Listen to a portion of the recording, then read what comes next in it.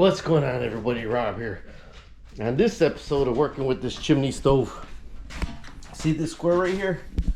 This square, these gotta get bent up.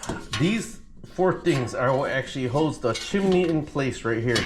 These hold the chimney in place. It rests inside of here. These are getting nailed to the rafters, right? This is just the finishing plate. This is the way this goes, and it extends down to sit onto this. So these get nailed into the rafters. So my next project is to get up into the attic. There was a wood burning stove here before, although it looked like it was a smaller attic insulation shield. I could show you right now. It was too small for me to use. Let me see. Let me open this up. That little thing was the previous attic insulation shield. So I might have to get the Sawzall and reframe, but we're gonna try to go check it out. So let me show you this. There's a square in the ceiling, not the wires. Those are pulled out. There's a square in the ceiling where it used to be. So as long as that box fits into that square, we're good. But before we do that, we got to get up into the crawl space because there's one more piece of chimney I have to go get. But I want to see if there's wood laying across the boards, so then this way I could crawl on them, because if not, I'm gonna get some 2 by half-inch boards to be up here. Definitely gonna need a light. All right, now that I'm noticing something, I'm gonna go ahead and clean it off and climb over there. These look like 2 by 4 rafters, not 2 by 6s, not 2 by 12s, 2 by 4 rafters. The roof joist looks like 2 by 6s or 2 by 8s. So I'm gonna clean all that up and go that way. It's the support right there, see? So it has to come down into right here. So that looks, I really gotta redo that support system, because the joist, that's the main joist right there. And this is the main joist right here. So I gotta cut that one out and make one to fit back here. Right, so now my game plan is actually where the piece goes through in the attic. I gotta go in the attic. I gotta shoot a sheet metal screw down through the center of where the old one was. I'll put some caulk around it for now, and put just a weight hanging so I can find the center of where I got a frame in here. Now my theory is that extra piece of framing was just to hold this piece of drywall in place right there. See, to hold that piece of drywall where the square was at. Although you see how small that attic insulation box was. So it was way smaller. It was like probably big enough to hold this and not this right here. So I gotta make the box that this is actually gonna hold up on. Wow, wow, wow. All right, I drove over West Hill looking for this part right here. This part right here goes from the black double wall to the stainless right here, right? That's the stainless right here.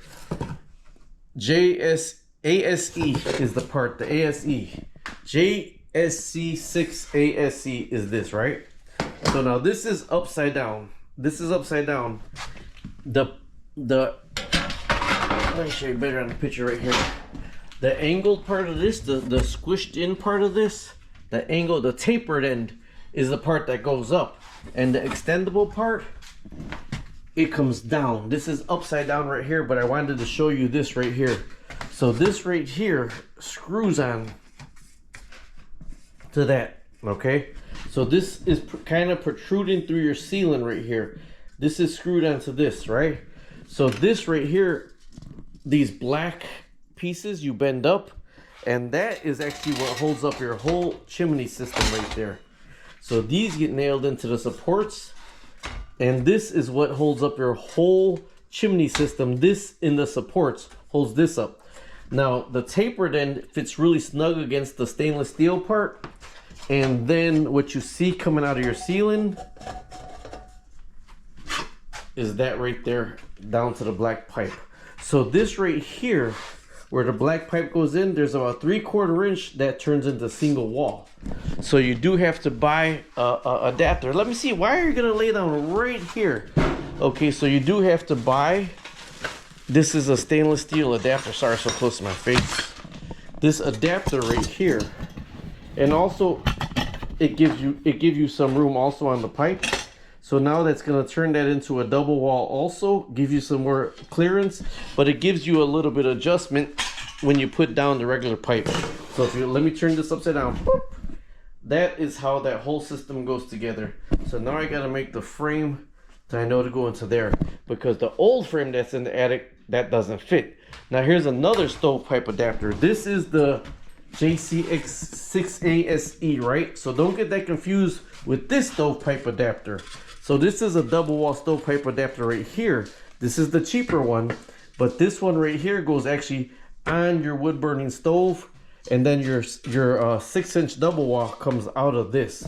Two different stovepipe adapters, one to your stove and one to your stainless. All right, so here's where the old wooden burning stove came through right here, right? The chimney section, they just put a 6-inch cap and sealed it. But this is the center right here. So I'm gonna shoot a sheet metal screw as close as I can right into there, then flex seal it. All right, so that's close to center right there. And then I'm using flex seal just so hopefully it won't leak, although it shouldn't be like this for a long time, because I'm gonna get this as soon as possible. That's a ton of flex seal surrounded in it.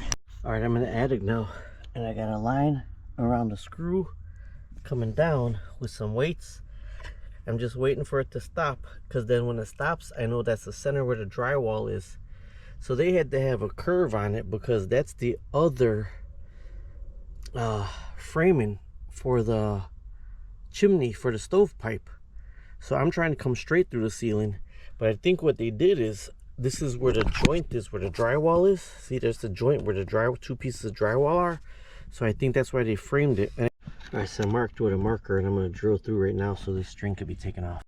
All right, so based upon that circle right there, there's a circle in the middle, right? I got to move this one over, right? So it could do in the edge right there. And then I got to sister that joist right there. And then I got to bring one across right here. And bring one across right there. So this is where I got to mark where I got to put my pieces of wood. All right, so I made the first 2 braces right here. See, one. And then I told you I had to sister that one. But they're not nailed in yet. That's just from the other nails I cut off. But they got to kind of be pushed in, because these little tabs are keeping them further out. But then if you look in here, that's about as, I can't see, it's about as centered as it can be on that circle right there. So I'm not going to screw the metal piece in. All I'm doing right now is framing. After I get this framing, then I could go ahead and put the sides that are going the square, to finish off the square is the word I'm looking for. All right, so now I got that centered, and the 2 ones going across from studs. So now I got to measure from here to here, and I got to put boards in there. So there's a 1 in here flat. So this is just going to be a 2x4 laid sideways in here, and that's going to be connecting to from this board to that board. And this is all centered on that one circle. The hard part is going to be getting the 3-foot piece in here to fit that. Remember, I hung the string from there to get the circle down there. It looks wonky from right here, but we'll see if it works. This is the theory behind it. Okay, so that part is in already. You see I had to put a little bracket. All that's going to be holding the whole chimney. So it's screwed into that, but also I got it screwed in right there. 2 screws right there to hold that in place. That screwed in right here. This one screwed in. It's about to be screwed in on the bottom, but it was too low, so I had to get some shims to shim it so the whole thing is even. All right, there you go. Perfect fit right there. That's still in the middle, or as close as it can be. Now these are going to be screwed down, just not yet, because it's not time for this to go on. I have to go underneath and cut the hole, because the other part goes in first. The black part got to get nailed onto this now. All right, so here's the problem. So this is where the big square is, where the old one was. This is where my center on frame is going out. So they had to have an offset in the attic, because my frame is based upon this, but their chimney was right here. So if I measure this, that's not gonna make the clearance to this wall right here. I might have to regroup. Look how red I am. All right, so a 6-inch clearance for the black pipe and 2-inch clearance for the silver pipe. So this gotta be 6 inches right here. So I gotta measure this. That's centered on the hole perfect, so I could draw a circle around this and then cut a little bit further in. I put this whole thing up there. I'll do it that way. Okay, love, can you give me a marker, please? Shut that off and give me a marker. Womp, womp, womp. Do over. So I measured this to the wall. It's not gonna get the black pipe clearance. Then I measured this inside the stove to the wall. Definitely not gonna get the clearance. This has to be 4 more inches here, so kind of where it was. So they had to have angles on their chimney pipe in the attic, and they couldn't have had an attic insulation shield if they had those angles. So what I'm gonna do is I'm gonna unscrew the piece that's right here, because there's a lot of space to come sideways this way. So I'm gonna unscrew that piece, move it over, and see where it's gonna put me through over here. But then on that point, I gotta look in the attic, because if I gotta leave where the shield was plugged up and put another shield further down, that's what I'm gonna have to do. Okay, wish me luck. There's probably gonna be a hole in my ceiling for about a week.